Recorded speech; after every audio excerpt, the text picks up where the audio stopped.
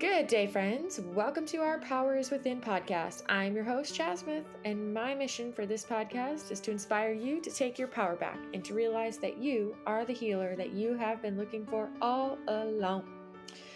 I want to start out by saying how much I appreciate your continued support. If you are listening and you find the content that my guests share valuable, please don't forget to click subscribe so that you have every new episode waiting for you in your podcast library. You could also leave a 5-star rating, a quick review on Apple Podcast, or share your favorite episode on social media and tag me at Our Power is Within. Help me spread the message of empowerment and possibility. So our challenge for this week is to savor the good. Now that you are filled up with all the wonderful and kind compliments that you gave to yourself last week and to others, and focused on the good for a whole week, we get to exaggerate the good. How often do you really notice the taste of your delicious coffee in the morning, or hold the cup up to your nose and smell it and then swish it around in your mouth, just really savoring it? Or maybe sitting outside and really noticing how beautiful and wonderful the sunshine feels as it warms your body and skin. Or maybe pausing and listening to the sounds of your children playing in the background, listening to their chatter and laughter, and just thinking to yourself how delightful and lively it feels. Or maybe when you're laying in a hammock reading a book, getting lost in a story, and you just have this moment where you really get excited thinking about how powerful and alive the story feels. There are an infinite number of ways that we can practice being more present throughout the day through act of savoring each moment and really taking it all in and more. So as usual, have fun with this challenge because dun, dun, dun, you are, after all, worth it. You are, every single person listening. Our guest today is Drew Coverdale. Drew is a published author of the book The Pain Habit. Him and I have a lovely chat today where we learn all about his inspiration for his book, the purpose of the purpose behind the book, and what he's up to in this world, plus a little bit about his story and how his understanding of mind-body pain has really helped him transform his life in a positive way. So here he is. Drew, thank you so much for being here today with me and everybody who will be tuned in to listen. Jasmine, thank you very much for the invite. It's a pleasure to hear from you in sunny Florida, and we've got a little bit of sun here in the UK today, so ditto. Awesome. Well, for everyone who is listening, I just want to let them know that you are actually an author, a published author of a book called The Pain Habit. And I thought what we could do to start is literally just have you briefly explain what the pain habit actually means, like, because you named your book after it. So I'd love to hear what the pain habit actually does entail. Yeah, thank you. So I was unsure, and I suppose many people are when they write a book, what's the title that can epitomise and capture people's attention. And I looked at what I thought pain was, and there's so many definitions out there that it really confuses people, and it's a very different thing to interpret. But when you look at how pain originates, and yes, it can come through trauma, yes, it can come through physical injuries, but often there's behaviours that come with those moments in time that are based in that fight, flight, freeze, or fawn response that protect us. But when you look at pain that lasts a long time and long beyond physical injury, tissue healing times, or the emotional events long past, a lot of the pain is driven by a perpetuation of the behaviours that come through that fight, flight, freeze, or fawn response. And they're invisible to patients, they're invisible to me, they're invisible to you. Even when it's suggested that we have behaviours that are habitual, we deny having them, and we reject the idea. So when I called it the pain habit, it's really to say that it isn't anybody's fault when these behaviours are pointed out to them. we've all got habits that are good and bad. We're happy to accept our good ones. We're not so happy to accept or be responsible for behaviours that result in our pain.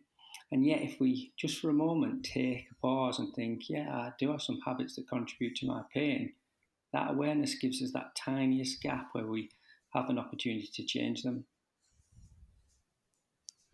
Okay. Yeah. So you're basically just saying that pain essentially becomes habitual in our bodies, in our brains. Yes, and it's quite an addictive process. The the way we're wired to protect ourselves, innately, it's to kind of run away from the lion, isn't it, and fight if there's something to fight, or freeze in the presence of a danger that we can't escape, or fawn. And they're very successful mechanisms in evolutionary terms, but they're not very good to use over the longer term. So they're good for an argument, they're good for a sporting event, they're good for a presentation, or to kind of look after an ill child or a parent for several weeks. But it's very, very energetic on the system, isn't it? It's kind of, as soon as you feel that response, pupils change shape, your digestion, capillaries tighten up so the blood rushes to your arms and legs, breathing increases, your heart rate increases, and the thinking part of your brain, the capillaries there, squeeze to rush the blood to your reflex thinking, and that's perfect for that short-term emergency state. And either for uncertainty that we've asked for, might be sport or work, the challenges that give us a thrill and we enjoy, but sometimes it's a dying parent, or it's a divorce, or it's an ill child, or it's the dog eating your homework. It's entirely subjective, but when those systems are overloaded for too long, or with such a traumatic situation, then the body can't sustain using those systems in that intensity for that period of time. And that's when they start to fail. And the beauty about our systems is that pain is the last chance saloon before disease. It's the last chance saloon. And if you can attend to yourself in that moment of pain in the right way, then the symptoms subside. If you push through pain and continue to fight it and ignore it, or see the wrong meaning for it, misinterpret it as structural damage only, or a name of a disease, or a name of a condition, and then be a warrior to it, prove you can beat it, actually you're just not seeing the behaviours that are perpetuating your difficulty. So you're saying that pain is the last step before, the last step that happens before usually disease kicks in? It's before damage. Pain should be seen as protection and not proof of damage. So pain, you've woke up, Chasmith, with a bruise and had no recollection of what you did to get the bruise. So you've sustained, and I've sustained, injuries without any pain. Okay? Because we were involved in a situation that we had really probably enjoying or had to deal with, where we just didn't notice our feelings. The next day you wake up and you've got a bruise. Now there's other times, so that shows that you can suffer damage without having pain. And if you think of another occasion where you suffer pain without damage, physical damage, then anybody who considers the thought or a moment of grief, if you look back in your life at one, you'll feel the pain pretty much now. And there's no physical damage at the moment, but consider a thought of the saddest day in your life, or someone you've lost who you'd like still to be here, and you'll feel that sense in your body in some way. So that would be described as painful. So that means you can have pain without physical damage. And we also give the early example of damage without physical pain. Pain can come with physical damage, but it doesn't mean it always does. And that means that the way we are wired in evolutionary terms is when you or I feel pain, the first thing we are innately wired to do is look out for the bite, the sting, the twist, the turn, the thing that's triggered our systems to injure us in the moment. But with persistent pain, we look for the same innate kind of reaction, but rather than an actual injury being present, it's more our body's responding to the memories of the past based on a prediction of what our brain thinks is going to happen next in the circumstances we're in, but we feel that sensation now, potentially as a pain. And if you look under the sensations before that, there's a range of signals that come before pain, a range of signals, and the brain only uses pain in 4 ways. If you didn't drink all day, you could see those series of warnings that we all get that finishes with a headache because you missed the thirst, you've missed the sensation of the dry mouth, you've missed that sensation of irritation, you might have had other things to do, so you can push past that. Now, this isn't that serious to do that, but if you go beyond pain and you have a headache from the lack of thirst, you've only got a few days and then it's organ failure and death. So the body has to do something. It uses the same mechanism with food. If you use the same example and didn't eat for a while, you have a little longer than you do with water, but you get another contextual pain, such as stomach pain, that would be telling you not that you're damaged, but that you haven't got long before you will be damaged. So food and water are very easy examples to understand. If you took the protective mechanism of pain from holding your hand on a hot object, if it's a radiator, you'd be able to hold it on for a certain length of time, and as you draw your hands off it because it got too hot, you wouldn't have any physical damage. So pain protects you from, in terms of measuring the amount of water in your body, the amount of nutrition in your body. It measures the physical elements of your body with thermal receptors and chemical receptors and pressure receptors that we know as physical pain. And then it also measures the amount of stress chemicals in our body. And this is one culturally we're really, really slow to pick up on and probably deny a lot of the time.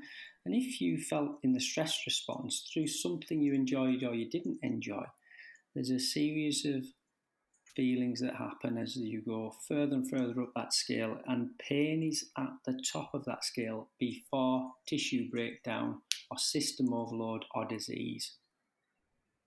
And the beauty of this is that as you go up that scale, the last chance the brain has to get you out of the stressful situation you're either focusing on that you can't do anything about, or it's screaming at you to get out of that situation, and it uses pain to do it. And once you've got a particular pain in your body or a series of them that are wired to the stress response, that pain can be triggered without any physical overload that causes damage, or even without enough emotional load that's traumatic. It becomes so sensitive that it's like a really low-level tripwire, but it creates the experience that's so startling for the person experiencing it that they believe they're damaged. How interesting. This is a really neat way of having it be explained.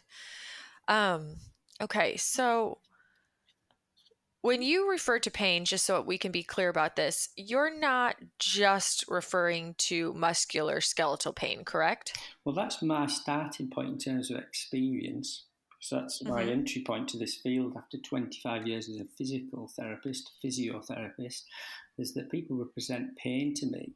And I would say, where's your pain? They'd point to the knee, and I'd look at what was under the knee, what the joints above the knee and below the knee, and think what could cause this pain, okay, from a physical perspective, and then translate that to neck, back, shoulders, and anywhere in the body. And within about 3 months, all tissue has healed within 3 months. And it doesn't matter whether there's a scar left there, the tissue's healed. Now, it might have healed as best as it can, might look the way you want it to look, but essentially it's healed, and there's no reason for pain beyond that time. The protective mechanism that the organism needed has passed. And if pain stays beyond that, then there's an extra layer of protection that the body's still using, the body and brain are still using. The nervous system has attached something else emotional to that physical injury.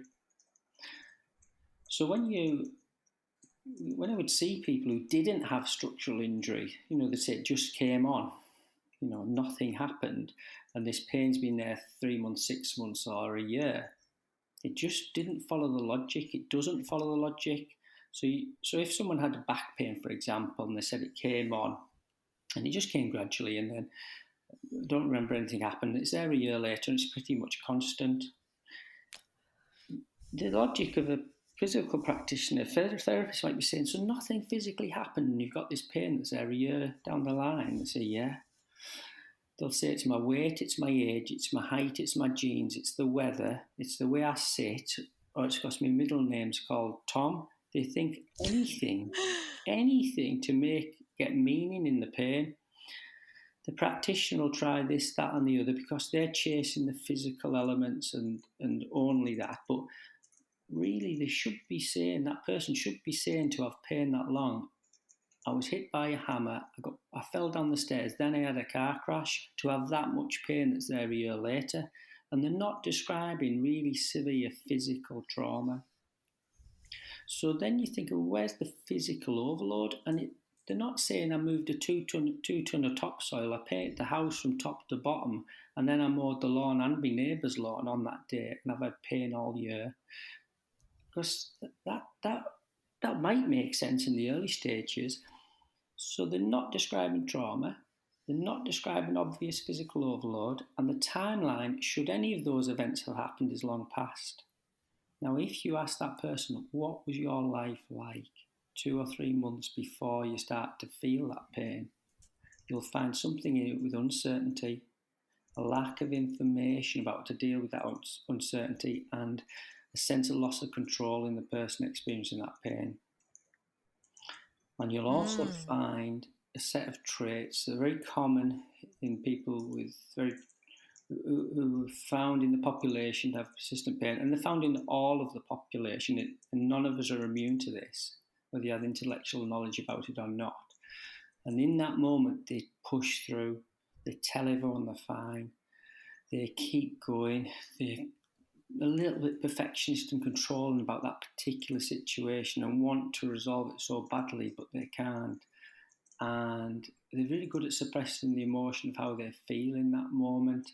And that's fine if it's just a short-term situation, but for them in these situations, it's normally too much. And the things that normally bring us down in those moments are love, care, kindness, compassion. Yes, from the people in our lives and places and animals and friends, but if we don't have that network to bring us down, and we haven't found the skills or been taught them in childhood to get them from ourselves without those people or places around us, then quite often we just use that adrenaline-based, cortisol-inducing short-term behaviour to push through again. So we exercise harder, we work harder, and if you're lucky, you use those two, and if you're not lucky, you drink, drugs, sex, shopping, gambling, and believe me, those are all thrilling things if they're legal and you're allowed to do them, but they're all destructive. And if you can show someone that cycle and they say, gosh, yeah, I realise it was too much for me, my job or my divorce or my grief or my this or my that, before this pain started, then you can use the physical elements to give them moments of control, a level of certainty, and the information to know that they can recover from whatever pain, physical or emotional, that is driving that manifestation that they turn up at your door with.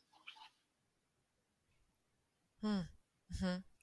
I really like that. That's interesting. I never thought about it that way, but how you said if we're not taught the right skills when we're young, how you brought up that we'll then use like adrenaline-based actions to push through. Oh gosh, as you say that, I was like, oh, I can see that in my life in the past. Oh, it all makes sense.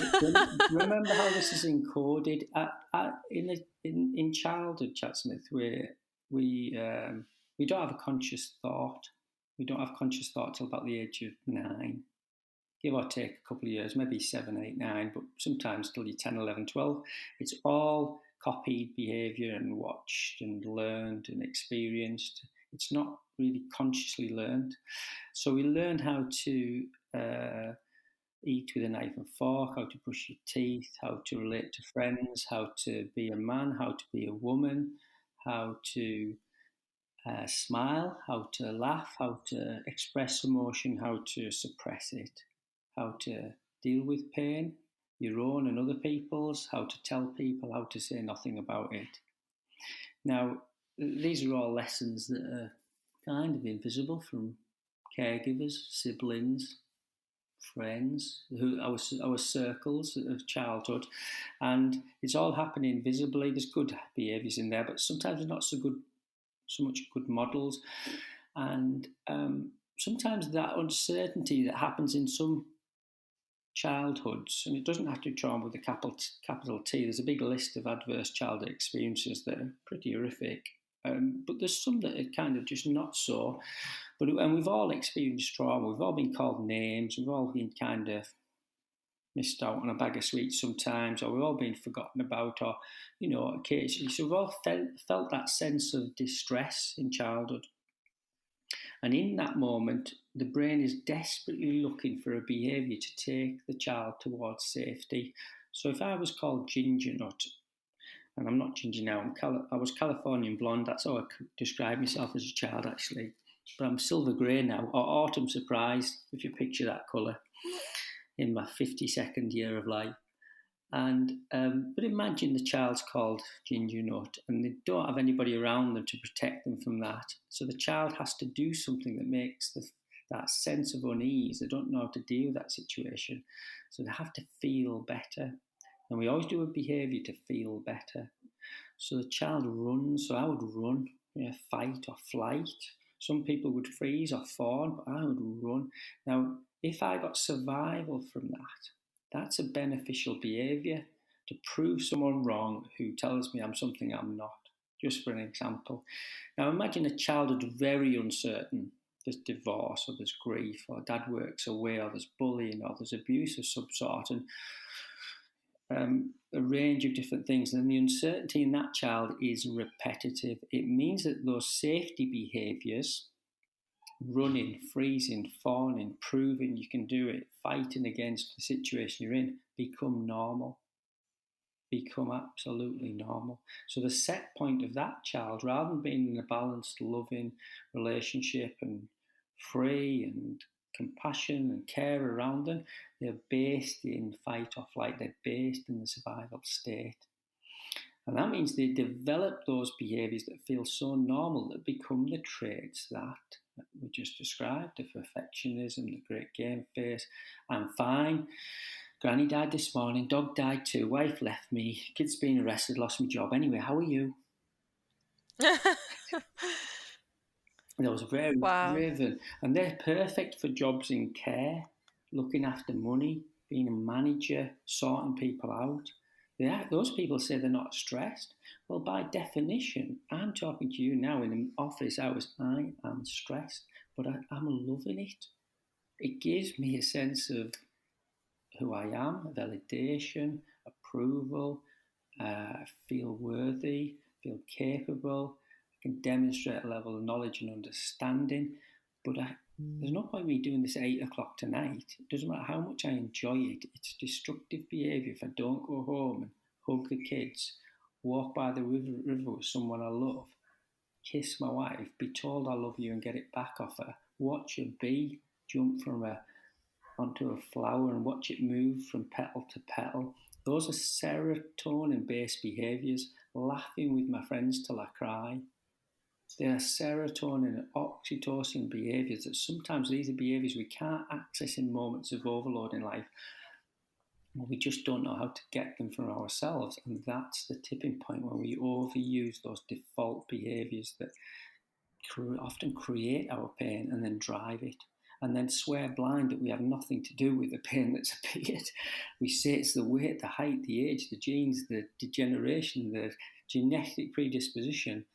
And I'm saying none of that's true. It's relevant, but it isn't the truth behind the meaning of that person's pain.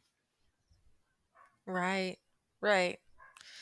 So, okay, when you are working as a physiotherapist and you have people come into your office that are absolutely convinced that their pain is physical, or they're bought into the idea that it's one of the things you listed, it's their genes, it's their, Oh, whatever. yeah, yeah. How do you ease into helping them be able to see through a new lens and see that it could be beyond the physical? Yeah.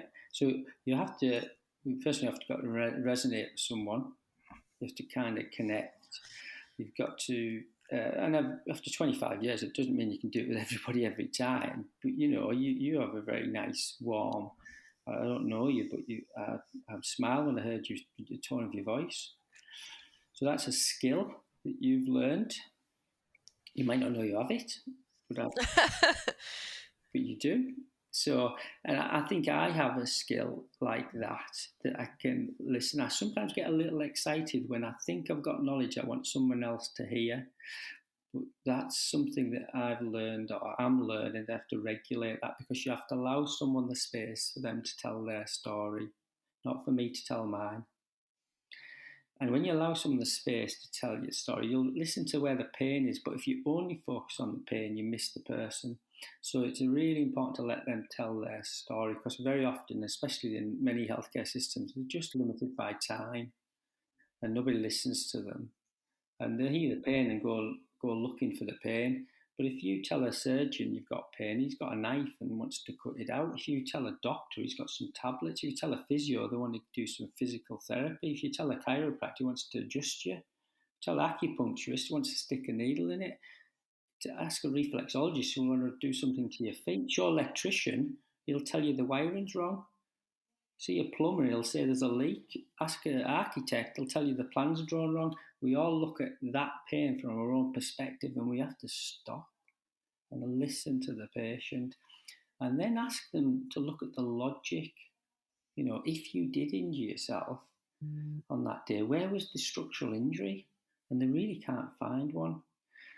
Look at the timeline and say everything heals within 3 months. So if you did have the injury, if you broke your leg on that day, it's healed. Ask them what else was going on in their life.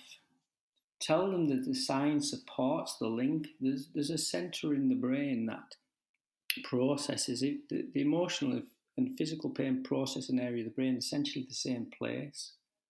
You can see this on scans, and the science supports it. So you can only plant seeds with people. Some people are really amenable and very suggestible to new ideas, and other people are absolutely not. You only have to look on the high street of your local town. You'll find people will kill each other for different beliefs. So you do have to be careful about suggesting new ideas to people. And but at the same time, you can't allow them just to follow down a path that's destructive for themselves. Otherwise, I see that as being clinically negligent. So there's a point of challenge, but if you can present new ideas to someone in a compassionate way and say, this is something that you'll be able to help yourself with if you're able to come with me, and I'll support you as your questions appear about this, and we can use physical methods to help you with emotional situations without going into the content of the emotion. Then you're really putting them in a safe place to allow them to stay with you on that journey of recovery, really, that they're doing, and you simply just facilitate. It isn't an easy gig. If they come to me and say, Drew, I've heard what you do and I've heard of that connection and you look at pain differently, well, it's already game over. You've won, if you like, if it's a competition, because they're already engaged and you just facilitate their curiosity. But when somebody's bathed in ideas based in damage and structure and they've had a consultant and scans and x-rays, it's a tougher flip. But they're the challenging ones, and I kind of like them. I can see that. I could definitely see that, especially if you can break through and reach them. And that's right. And it isn't for me, because if you think it's just a challenge to you, once you share the journey with someone, if you feel honoured enough, if they'll honour you to do it, and you can be with them, then it's a very humbling experience. It's the most profound experience I've ever had as a clinician, and it's working with people who've overcome chronic pain. Everybody gets over a twisted ankle. Everybody gets over kind of sprained wrist. These things, you don't need a physio to do this. People recover from minor injuries. But when you can help someone who's had pain for a year or 5 or 10 or 20, I mean, it really is mind-blowing stuff. And I think well, maybe all therapists, I don't know if it's true or not, but we're all in it to get something out of it more than money. And it's kind of maybe learning about ourselves. And I've certainly learned a lot about myself through this process. I went 30 years without any pain, 20 years in childhood with a few bits and pieces, but 30 years without pain. And I know it since I met my wife and the lovely children and family we've built together. But there was a point at which pain reappeared, and it was exactly the circumstances which I described. And I couldn't see my own pain for 6 months. I just kept on going. And it was only when my wife stopped me and she said, "You help everybody with your own pain." And she said, "You can't see the cause of your own." And I realised, God, you don't have to know this stuff intellectually and write books about it to know how to do it. My wife did it for me, and the next morning I had no pain by making me see my own behaviours. And I thought, I'm going to write a book. I'm going to write a book to put the intellectual information in it, but at a level that people should be able to understand. And my 10-year-old son at the time, I presented each chapter to him and said, "What do you think?" He went, "Yeah, I get it, Dad." And I thought, I'm going to put that down in a book. And if I could change one person's perception, that they just start to see their life slightly differently and maybe start to explore ways that they can help themselves, because the power is within, and your podcast and all the people who have on it prove that, then it's worthwhile doing. Absolutely. So your motivation to write your book came through you experiencing pain yourself? Yes. And sorry, go on. Oh, I was just going to say, and it sounds like, and correct me if I'm wrong, when at the time that you began to experience physical pain, you already knew about the mind body like connection and the mind component to pain? Yeah. I'd already done it for 2 or 3 years, and was fascinated by it, using techniques that seemed to work quickly for people, and other times it wouldn't. And it fascinated me why does it work with some and not with others? And I couldn't work that out. And then I slowly developed my own pain through. You don't need to know the detail, but it was based around grief and anticipating grief. So the 6 months to my father's death beforehand, and he knew it was going to happen. There's a family dynamic around that, and I had 4 children, and a life with 4 children brings its challenges, and the children are amazing, but they bring the challenges. And I ran the kids, one of my son's football teams. Another one wasn't sure what to do with his life. Another one was a little off the rails and needed kind of looking out for. A daughter was kind of financially working at uni, and we wanted to help her and did our best to. My wife was maybe working somewhere, wasn't happy. So you feel kind of the energy of those things.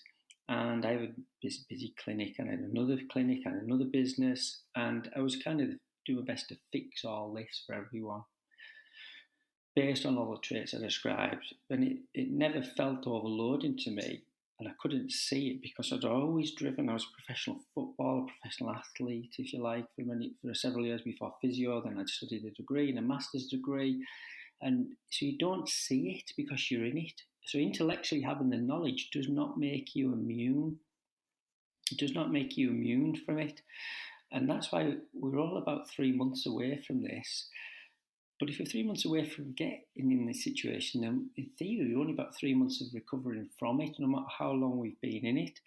So it was only my own experience that made me see that even though some people can read a book and recover, or have one session and recover, even those that don't do that, if they can habitually start to do the behaviours based in serotonin and oxytocin, and if you think of the behaviours in terms of very human characteristics, thinking different thoughts, breathing different ways, moving in a different way, and changing the emotional expression of their painful situation, and habituating those behaviours, then those habits can reverse the patterns of persistent pain and disease and illness.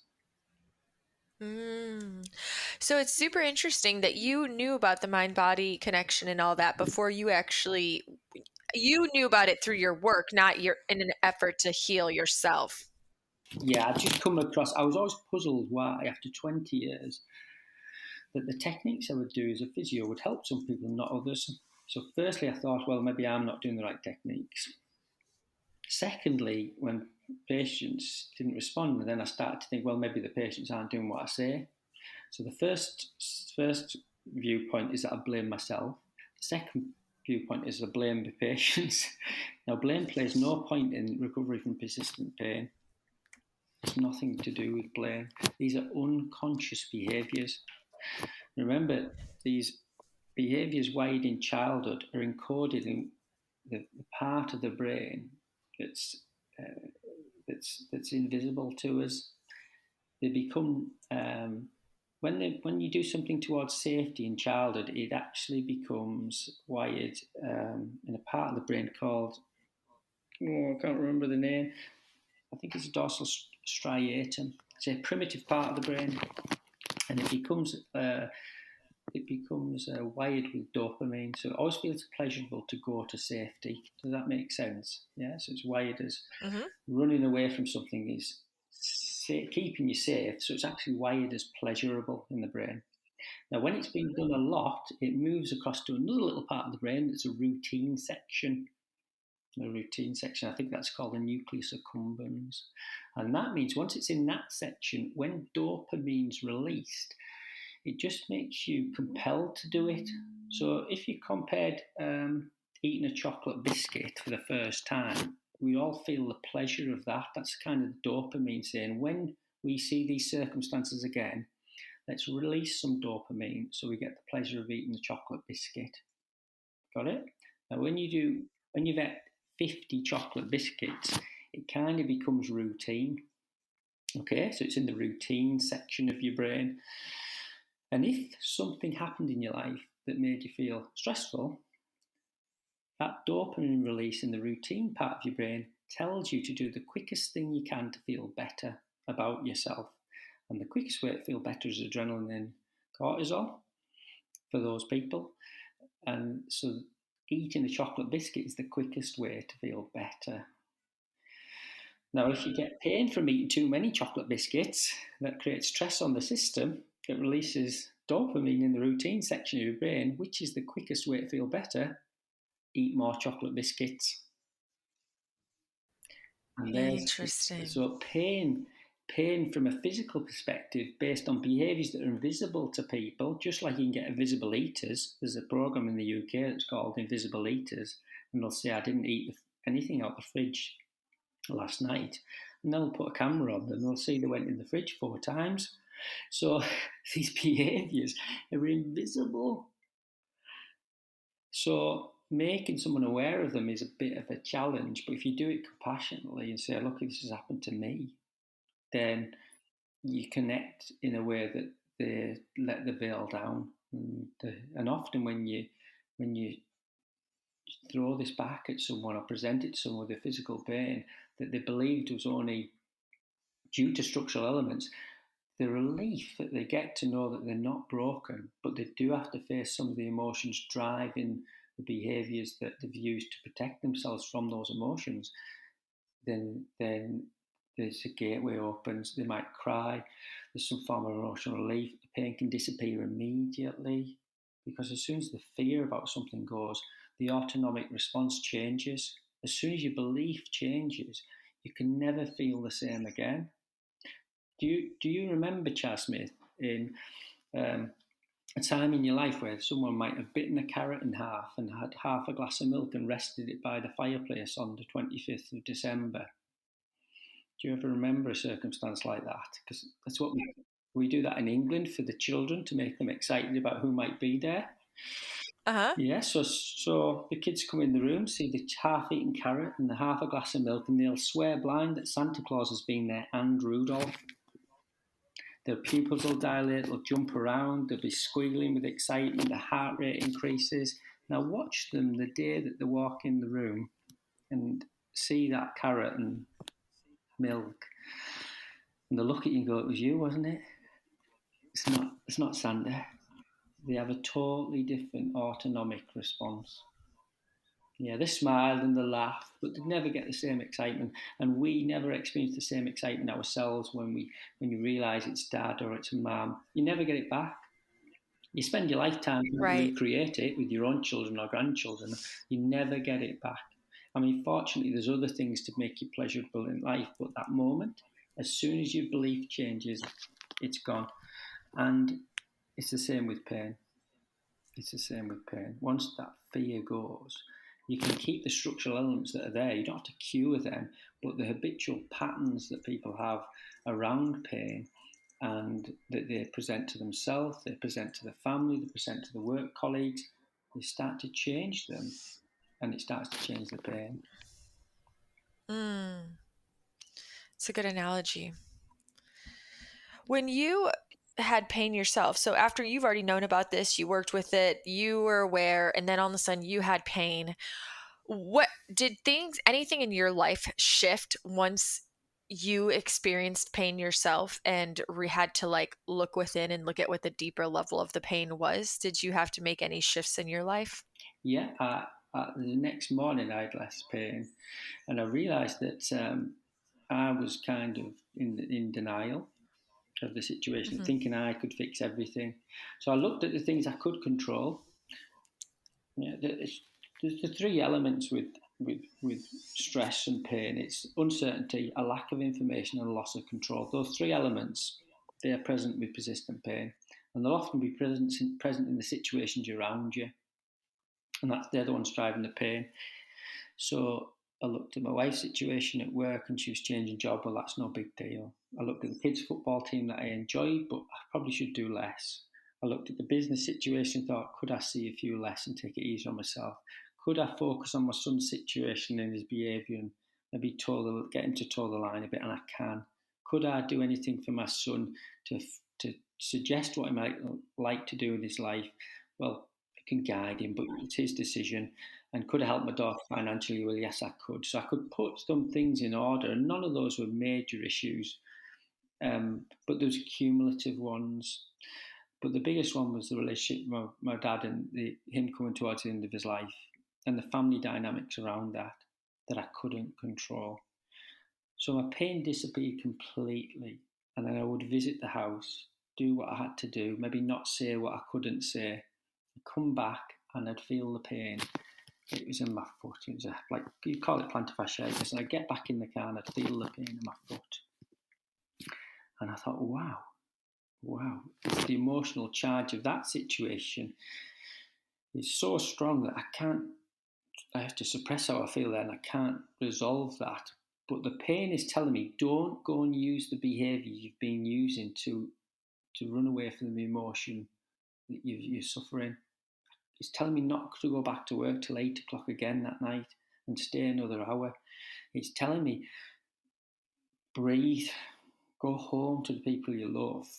And until you get the skills and development to kind of maybe process emotions in a healthy way consistently and be okay with that, then use the people in your life, the places in your life, the people who love you, the spaces that you feel loved in, and use them to help you. And which we should. We are not islands. But if you've never learned that space to be okay with stillness and be authentically you, who you are, then you only ever know who you are when you've been busy at work and at home with other people that you love. And there's got to be some other middle ground where you can be alone and be okay. And once you find that space, that doesn't mean you don't need people, places, times, and things that you love.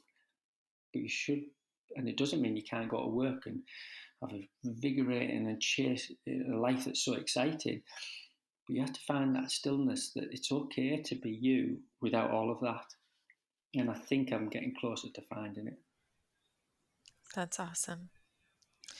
So, what was your goal in writing the book? Like, what is the overall arching premise? Is it just information? Are there tools in there that people can use to help them unpack the deeper meaning of their pain? Yeah, I suppose the premise of the book is to really take someone from a perspective of pain and offer them the opportunity to look at it slightly differently. Maybe reflect on their own circumstances as they do it. And there's some simple human kind of pointers. Pain, that's any pain, whether it's acute or chronic, has a certain thought process. It has a certain breathing pattern. It has certain movement patterns, and it has an emotion based in fear, and lots of variations of that. A child has that with a cut finger or if someone's stolen a toy, but with 5 minutes with the parent, they don't have pain. They've given different thoughts, they're given different breathing pattern, they're given physical attention or small movement of the arm or leg that's grazed from falling off the bike, and they're giving care, kindness, compassion and love. And that's to show them when the parent's gone or no longer available, that child can recover from their own physical and emotional distress in life by using those mechanisms alone. And they may get support of other people and care and compassion and thoughts and words and movements and touch of other people that are beneficial, but it's giving them the skills on their own. So it's showing them that the book's really meant to say that pain isn't what you've always believed it to be.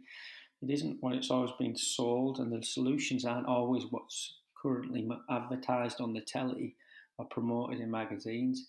The answer is within. And there's lots of resources you can get from supporting organisations and people and practitioners, and they're helpful on the journey just to kind of almost search out the skills within yourself that you'll be able to apply for the rest of your life. It'll help you raise the possibility that you can recover from persistent pain, and on that process you can almost demonstrate it to other people that it's possible in them, and that ability to be almost share it and pass it on one at a time is it's a legacy that I'd like to kind of leave. I love it. That's awesome. Where can people find your book?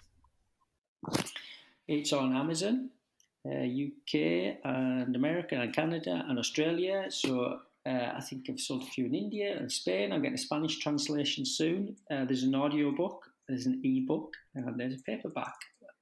I have a website to find a little bit of information about me and some of the concepts in the book.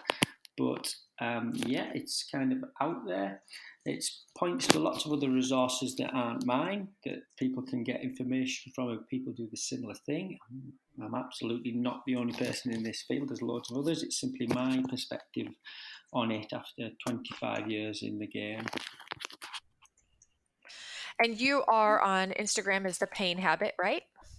I'm on Instagram, yeah, and I have a Facebook group, a little private Facebook group for people who maybe want to share things that they wouldn't like to share publicly, that's free to join. And and I have a little YouTube channel that I've put videos on and kind of case studies and share people's success stories. And there's lots of power in actually seeing other people who've improved from similar situations. So it's kind of, I have my standard day-to-day clinical practice, but it's almost like a bit of a passion alongside that to kind of grow that body of information that's really evidence that someone can explore and accept or reject. That's absolutely fine. And I also work online with people that are happy to do that. Okay. And what's the Facebook group called? It's called the Pain Habit Recovery Group. And you can click that link on the Facebook page on Facebook. There'll be a little link for the group somewhere. Okay. And YouTube is The Pain Habit also? Yeah, that's it. All right. Do you have I almost was going to let you get away without asking you the most important question. Which I ask everybody, which is just if you had one message that you could share or that you were going to share with the world for the rest of your life, what would that one message be?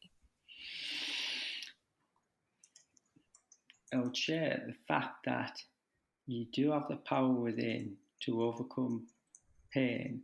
And if you're able to see that source of gold within you, it applies to so much more than pain. and you can apply the same mechanisms in recovering from pain as you can in kind of achieving all the boundaries that you currently see as existing in your life. Mm, that's awesome. Thank you. And are there any final thoughts or messages or just anything else you wanted to share today that I didn't ask you about? Well, I'd just like to give thanks to you, because it's people like you, Chelsmith, who really, you've had your own journey that you've kind of shared through these podcasts and had people on, and it's really just to offer appreciation of what people like you do, that offer a forum for people like me to share my story that might help get these kind of messages out to a broader population, but wider population. So thank you. Yeah, thank you so much. I really appreciate you being here today. And thank you for just continuing to spread the message of possibility. Little by little, baby steps. I'm sure I'm not the first person to Mm. say that, but baby steps. Yeah, I'm learning that every day. Little by little goes a long way. That's a wrap. I really hope you enjoyed today's episode and my chat with Drew. Please don't forget to click subscribe. Share this episode if you found it helpful for you. Maybe it will be helpful for somebody else as well. If you are interested in sharing your story or you have a message that you want to share, please consider reaching out to me and let's have a chat to see if it is a good fit. And savor the good, savor the moments, exaggerate it all this week and just bask in it. And until next time, make the week great.